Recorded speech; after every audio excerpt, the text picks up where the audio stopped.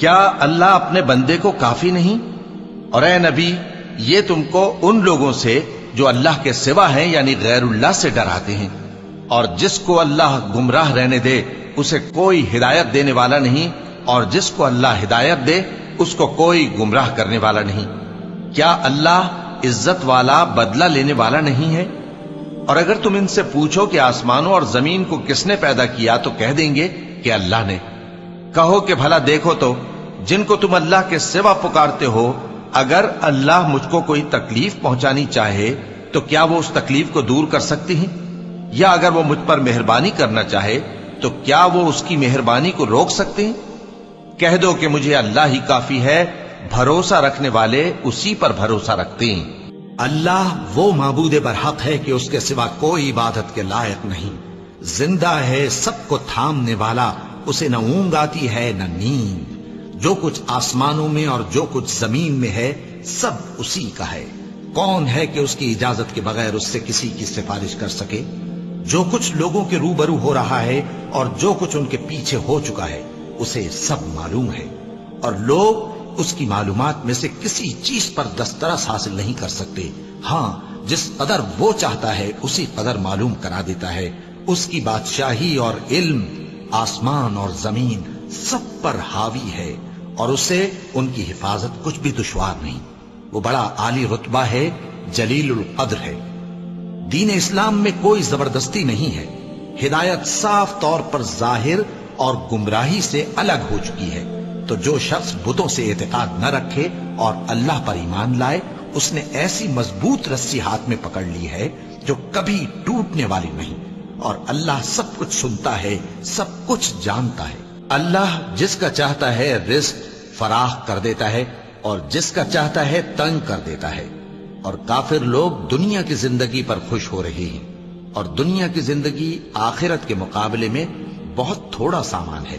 کہہ دو کہ اللہ جسے چاہتا ہے گمراہ کرتا ہے، اور جو اس کی طرف رجوع ہوتا ہے اس کو اپنی طرف کا رستہ دکھاتا ہے، یعنی ان کو جو ایمان لاتے اور جن کے دل اللہ کی یاد سے آرام پاتے ہیں ان کو۔ اور سن رکھو کہ اللہ کی یاد سے ہی دل آرام پاتے ہیں۔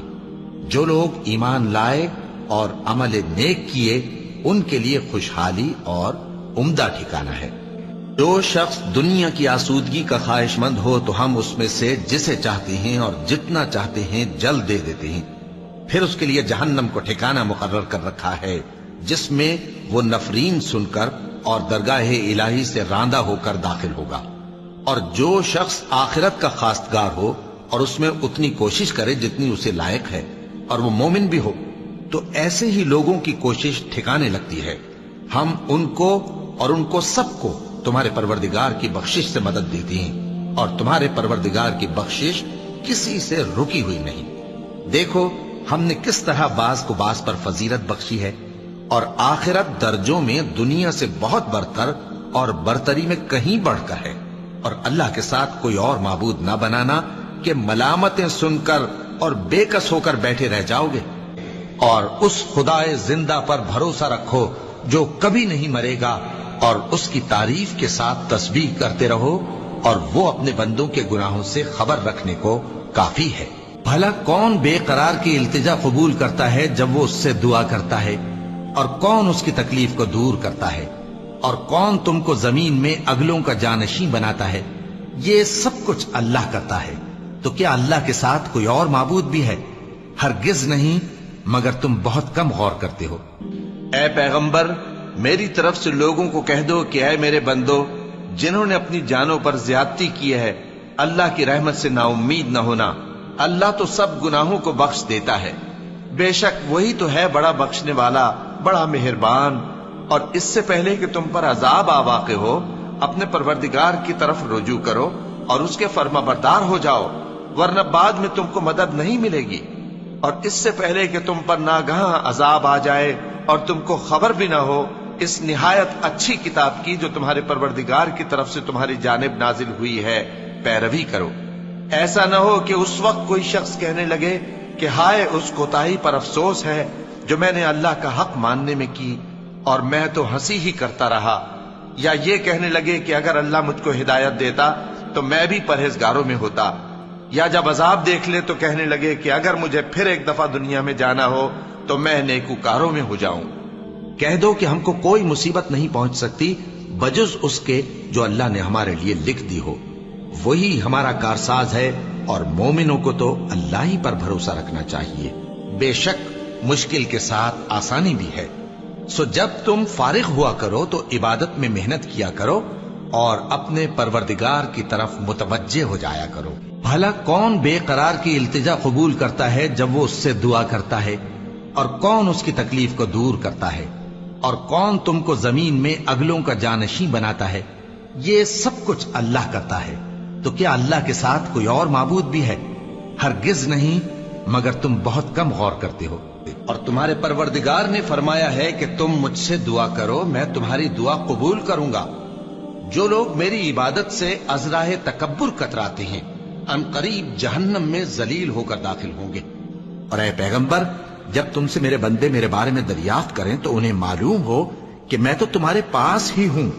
جب کوئی پکارنے والا مجھے پکارتا ہے تو میں اس کی دعا قبول کرتا ہوں، تو ان کو چاہیے کہ میرے حکموں کو مانیں اور مجھ پر ایمان رکھیں تاکہ نیک رستہ پائیں۔ لوگوں، اپنے پروردگار سے عاجزی سے اور چپکے چپکے دعائیں مانگا کرو، وہ حد سے بڑھنے والوں کو دوست نہیں رکھتا۔ اور جو شخص کوئی برا کام کر بیٹھے یا اپنے حق میں ظلم کر لے پھر اللہ سے بخشش مانگے تو اللہ کو بڑا بخشنے والا، بڑا مہربان پائے گا۔